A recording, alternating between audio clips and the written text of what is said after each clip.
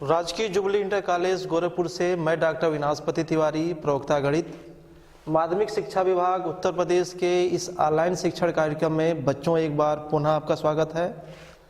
आज हम लोग कक्षा 11 विषय गणित के अध्याय 11 शंकु परिच्छेद के अंतर्गत अतिपरवलय अर्थात हाइपरबोला के द्वितीय भाग का अध्ययन करने जा रहे हैं। पिछले भाग में बच्चों हम लोगों ने अतिपरवलय की परिभाषा पढ़ लिया था, साथ ही अतिपरवलय का मानक समीकरण भी निकाल लिया था। आपको याद होगा कि अतिपरवलय का मानक समीकरण क्या था? X square by A square minus Y square by B square बराबर 1। यह वह अतिपरवलय है जिसका केंद्र मूल बिंदु पे था और नाभियां एक्स अक्ष पे थीं। उसी प्रकार से हमने एक अतिपरवलय और पढ़ा था, क्या? Y square by A square minus X square by B square बराबर 1। यह वह अतिपरवलय था जिसका केंद्र मूल बिंदु पे था और नाभियां वाई अक्ष पे थीं। अब हम आगे बढ़ते हैं। वीडियो के इस भाग में आज हम लोग अतिपरवलय की उत्केंद्रता अर्थात एसेंट्रिसिटी पढ़ेंगे, साथ ही नाभिलंब जीवा अर्थात लेटस रेक्टम पढ़ेंगे, समकोणी अतिपरवलय अर्थात रेक्टेंगुलर हाइपरबोला क्या होता है यह जानेंगे, और साथ ही कुछ महत्वपूर्ण उदाहरणों को हम लोग हल करेंगे।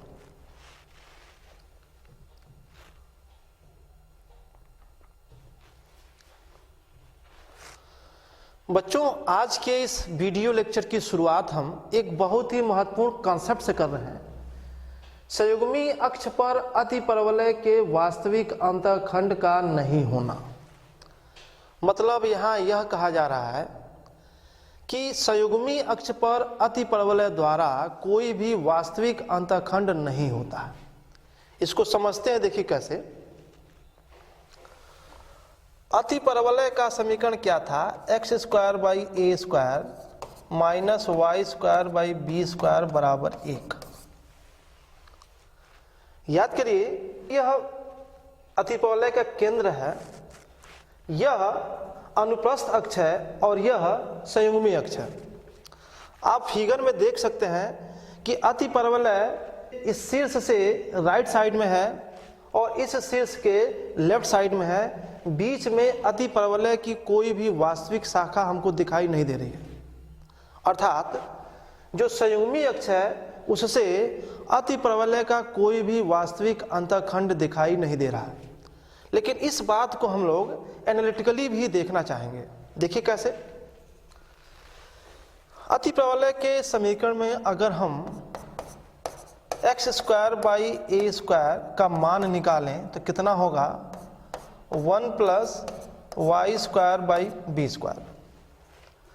Y square by B square एक धनात्मक राशि है, इसलिए X square by A square का मान 1 या 1 से ज़्यादा होगा। This imply X square by A square greater than equal to 1। इसका मतलब क्या हुआ? Mod X by A greater than equal to 1। तो हम यहां से यह पा गए क्या? This implies mod X greater than equal to mod A. अब मॉड की परिभाषा से हम यह कह सकते हैं क्या? This imply X less than minus A, X greater than A. मतलब अतिपरवलय के लिए x का मान माइनस ए से कम होगा या माइनस ए होगा, तथा a होगा या a से ज़्यादा होगा। आप यहाँ देख सकते हैं फिगर में, ये x बराबर माइनस ए की रेखा है और ये x बराबर प्लस ए की रेखा है। यानी हमारा अतिपरवलय या तो a से ज़्यादा होगा या माइनस ए से कम होगा, अर्थात माइनस ए से प्लस ए के बीच में अतिपरवलय की कोई शाखा नहीं होगी। जो हमारा संयुग्मी अक्ष है ये केंद्र से होकर गुजर रहा है, यह अक्ष माइनस ए से प्लस ए के बीच में है अतः यह स्पष्ट है कि संयुग्मी अक्ष से अतिपरवलय का कोई भी वास्तविक अंतखंड नहीं होगा। अगला कॉन्सेप्ट बच्चों, उत्केंद्रता अर्थात एसेंट्रिसिटी। देखिए, अतिपरवलय में ये केंद्र है, ये शीर्ष है और ये नाभि है। लेफ्ट में देखें तो केंद्र है, ये शीर्ष है और ये नाभि है। अब केंद्र से नाभि की दूरी और केंद्र से शीर्ष की दूरी का जो अनुपात होता है उसी को हम लोग अतिपरवलय की उत्केंद्रता कहते हैं। केंद्र से नाभि की दूरी c, केंद्र से शीर्ष की दूरी a, अतः c/a का अनुपात ही अतिपरवलय की उत्केंद्रता कही जाती है। यहाँ क्या लिखा देखिए, अतिपरवलय के केंद्र से नाभि और केंद्र से शीर्ष के दूरियों के अनुपात को अतिपरवलय की उत्केंद्रता कहते हैं। इसे E से प्रदर्शित करते हैं। तो E का मान क्या हो जाएगा, c/a। अब बच्चों ध्यान देंगे, E के पद में नाभि की केंद्र से दूरी, नाभि की केंद्र से दूरी कितना होता है, c होता है। तो चूंकि E बराबर c/a है तो c का मान कितना हो जाएगा, c का मान हो जाएगा e। तो अब हम यहाँ यह नया चीज जान गए क्या, कि केंद्र से नाभि की दूरी c भी होगा और केंद्र से नाभि की दूरी e भी होगा। यह दूरी उत्केंद्रता के पद में लिखी गई है। अब देखिए बच्चों, चूंकि c का मान a से ज्यादा होता है, नाभि की केंद्र से दूरी अधिक होती है और नाभि से शीर्ष की दूरी कम होती है। तो जब हम लोग c में a का भाग देंगे तो संख्या कभी भी 1 से कम नहीं आएगी। तो हमने यहाँ क्या लिखा है, चूंकि c ≥ a, इसलिए उत्केंद्रता कभी भी 1 से कम नहीं होगी।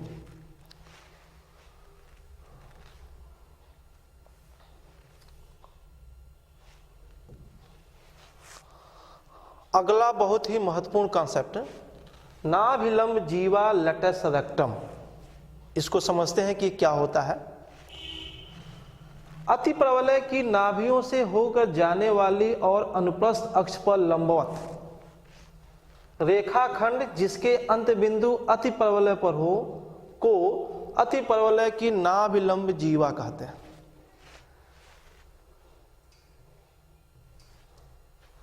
ध्यान देंगे बच्चों, ये अतिपरवलय का फिगर है जिसका समीकरण क्या है, x² / a² - y² / b² बराबर 1।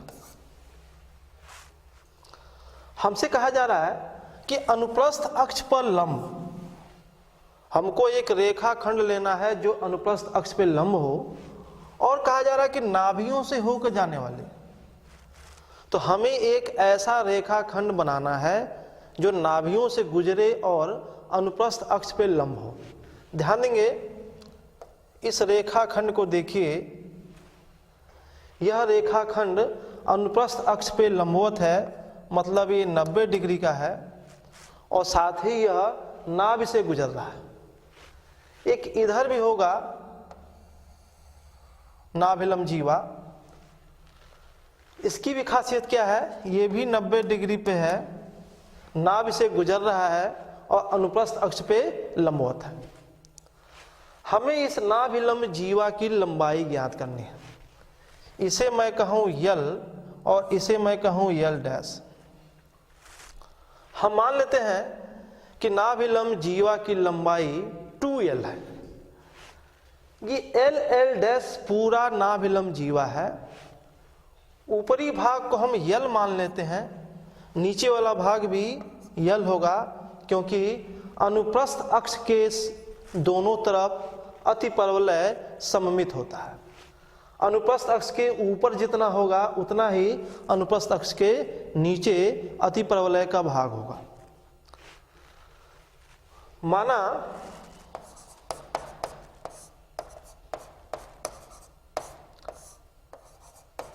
नाभिलंब जीवा बराबर 2l। अगर इस l का निर्देशांक लिखा जाए तो कितना होगा, 0 से नाभि की दूरी कितना c और ये y अक्ष कितना l। अब देखिए चूंकि l c कामा l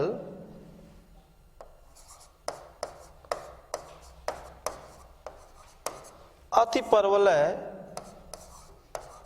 1 पर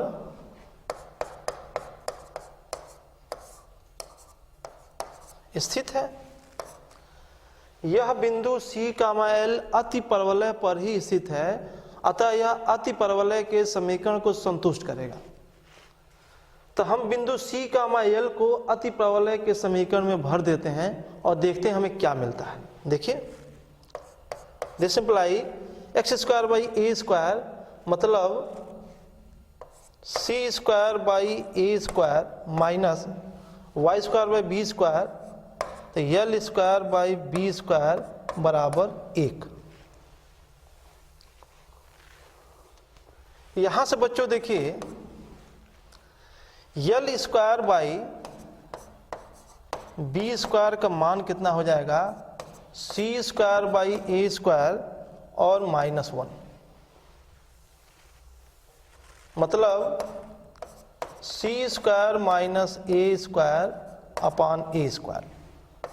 तो यहां से एल स्क्वायर का मान कितना होगा, बी स्क्वायर को हम राइट में ट्रांसफर कर देंगे तो कितना होगा B square by A square और C square minus A square. हमने C square minus A square को बी स्क्वायर लिखा था, तो हम C square minus A square को बी स्क्वायर लिख देंगे तो कितना होगा B square by A square गुणे बी स्क्वायर। इस तरह से बच्चों यल स्क्वायर का मान कितना आ गया, देयरफॉर यल स्क्वायर बराबर बी के पावर 4 अपान ए स्क्वायर। तो यल का कितना मान आया, यल का मान आया बी स्क्वायर बाई ए। ये ध्यान देंगे ये यल का मान है लेकिन नाभिलंब जीवा कितना है 2l के बराबर है, इसलिए नाभिलंब जीवा 2l बराबर 2b स्क्वायर बाई ए।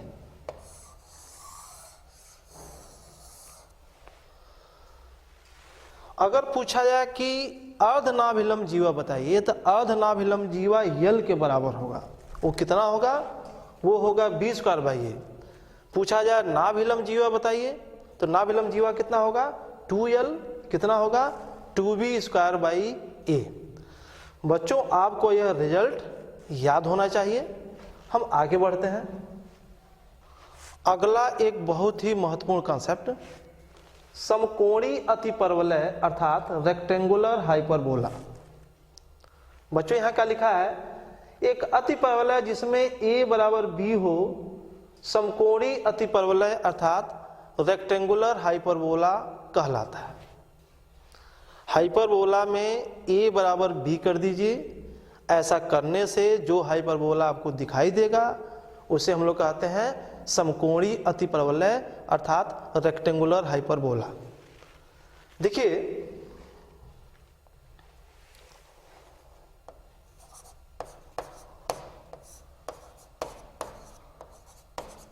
अतिपरवलय का समीकरण कितना हम लोगों ने पढ़ा, X square by A square minus Y square by B square बराबर 1। इसमें मैं b बराबर a रख देता हूं तो क्या मिलेगा, X square by A square minus Y square by A square बराबर 1। 1 बाई ए स्क्वायर को कॉमन लिया जाए, X square minus Y square बराबर 1 अर्थात X square minus Y square बराबर ए स्क्वायर। यह समीकरण ही समकोणी अतिपरवलय का समीकरण है। तो समकोणी अतिपरवलय का समीकरण क्या हुआ बच्चों?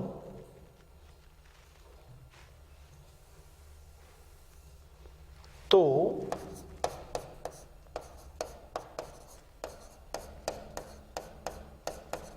समकोणीय अतिपरवलय समीकरण कितना मिला? X square minus Y square बराबर ए स्क्वायर।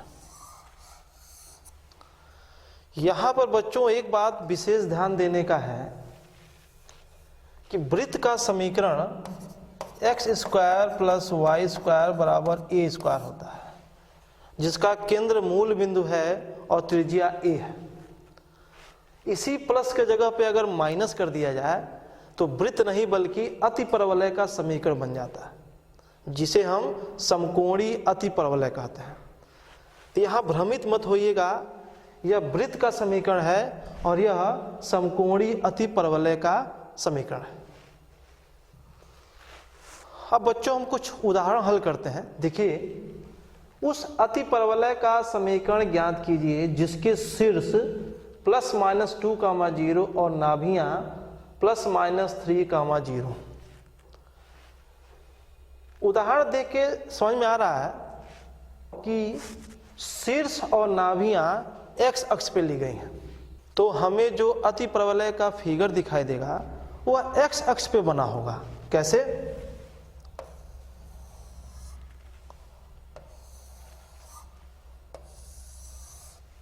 यह केंद्र है, ये नाभि F1 है, यह नाभि F2 है, ये शीर्ष A है और ये शीर्ष B है।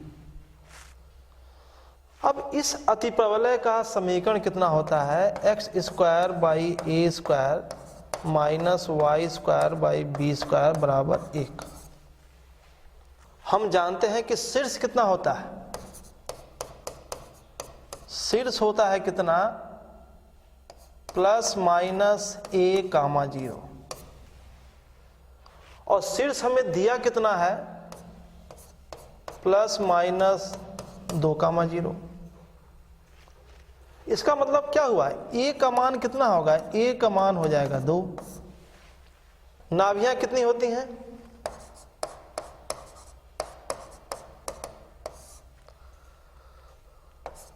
प्लस माइनस c,0 और नाभि मिला क्या हमें है? नाभि मिला है प्लस माइनस 3,0। यह नाभि का निर्देशांक होता है, यह नाभि का निर्देशांक हमको दिया हुआ है। इससे यह स्पष्ट है क्या कि c का कितना मान होगा? 3 होगा। तो a का मान हो गया 2, c का मान हो गया 3। लेकिन अतिप्रवलय का समीकरण निकालने के लिए हमें a और b की आवश्यकता है। हमने पढ़ा है क्या? क्योंकि b स्क्वायर का मान होता है c square minus a square. c square का मतलब 3 का स्क्वायर, a स्क्वायर का मतलब 2 का स्क्वायर, तो कितना हो जाएगा? इसका मान आ जाएगा 5। अब हम बड़े आराम से अतिपरवलय का समीकरण लिख सकते हैं। इसलिए अतिपरवलय का समीकरण कितना? X square by A square minus Y square by B square बराबर 1। इसमें हम a का मान 2 रख देंगे और b स्क्वायर का मान 5 रख देंगे। कितना मिलेगा हमें?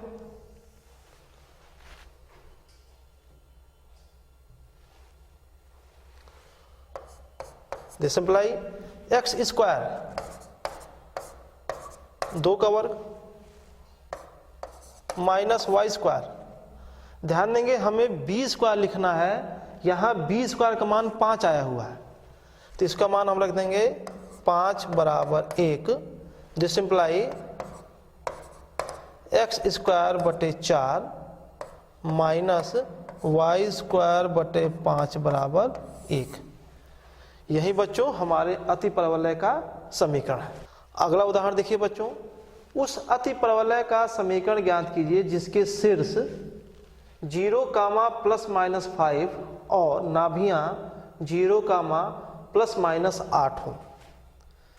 एक बात यहां आप देख रहे हैं कि शीर्ष y अक्ष पे दिख रहा है और नाभियां भी y अक्ष पे दिख रहे हैं, क्योंकि x का मान दोनों जगह 0 है। तो इस अति परवलय का जो फिगर बनेगा वो कैसे बनेगा, देखिए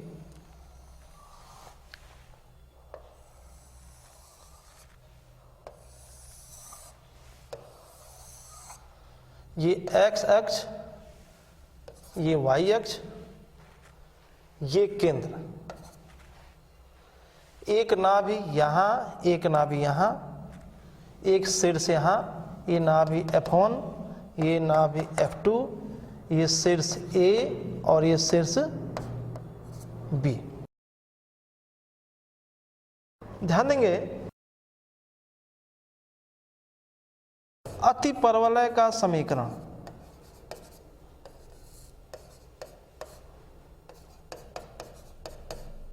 इस केस में हमने कितना पढ़ा है, तो Y square by A square minus X square by B square बराबर 1।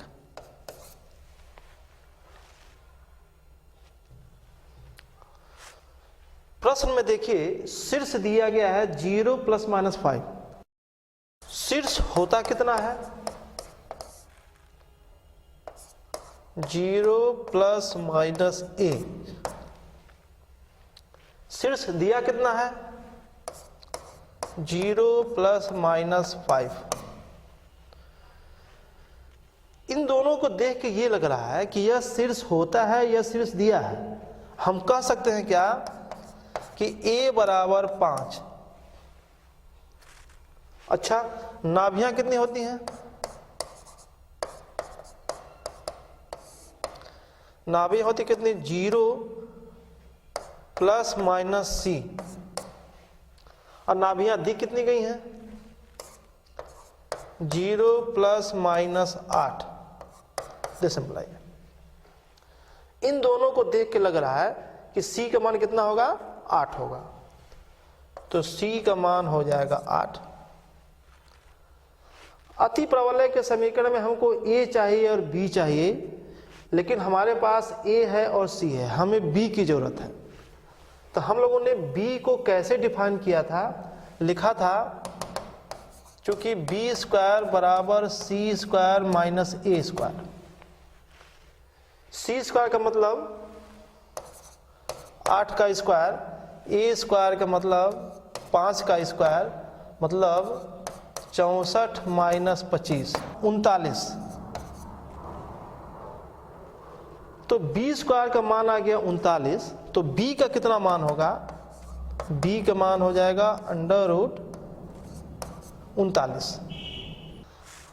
अब हम अति परवलय का समीकरण लिख सकते हैं कैसे, Y square by A square.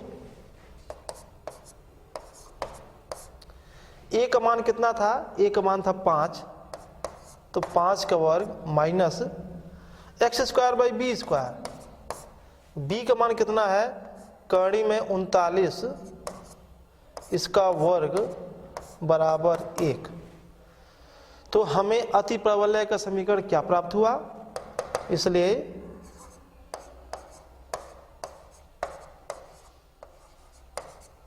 अति परवलय का समीकरण कितना हो जाएगा, वाई स्क्वायर बटे 25 माइनस एक्स स्क्वायर बटे 39 बराबर 1। यही बच्चों हमारे अति परवलय का समीकरण हुआ। एक अगला उदाहरण लेते हैं, अति परवलय X square by 9 minus Y square by 16 बराबर 1 के शीर्षों नाभियों के निर्देशांकों उत्केंद्रता ज्ञात करें।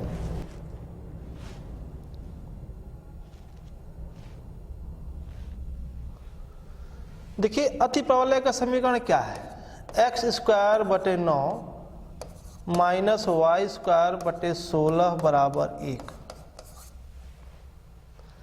अति परवलय का समीकरण होता कितना है, X square by A square minus Y square by B square बराबर 1। ये अति परवलय का मानक समीकरण है।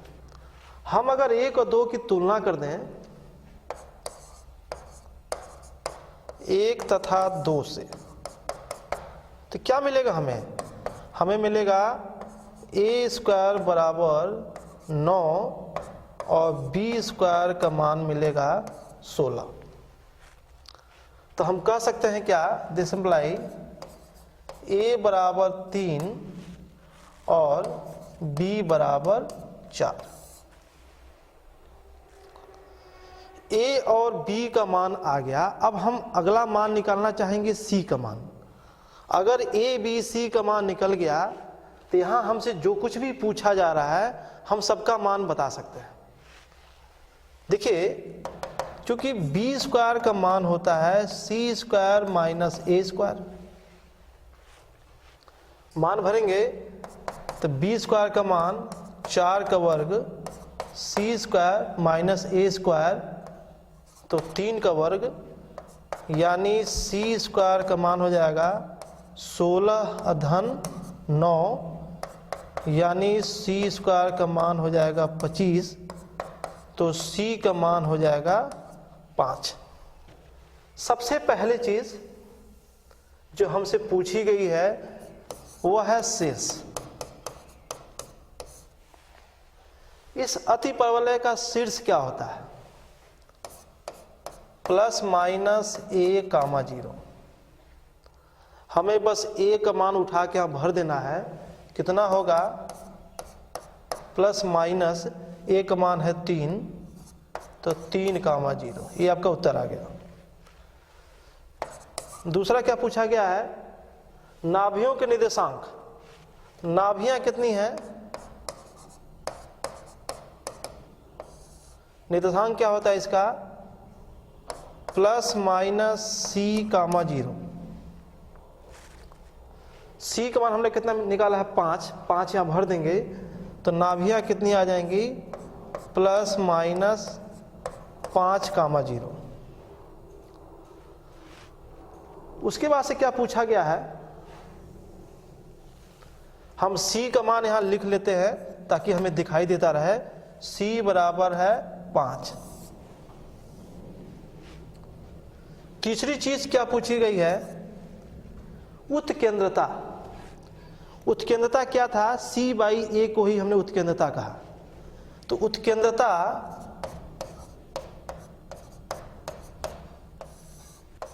ई बराबर सी बाई ए। सी का मान है 5 और ए का मान है 3, तो उत्केंद्रता का मान आ गया 5/3। अब बच्चों, अब हम आपको ये गृहकार दे रहे हैं। यह गृहकार आज के ही वीडियो लेक्चर पे आधारित है। हमें पूरा विश्वास है कि इन प्रश्नों को आप बहुत ही आसानी से हल कर लेंगे। इस तरह से अति परवलय का द्वितीय भाग और साथ ही शंकु परिच्छेद समाप्त हुआ। Okay, thank you.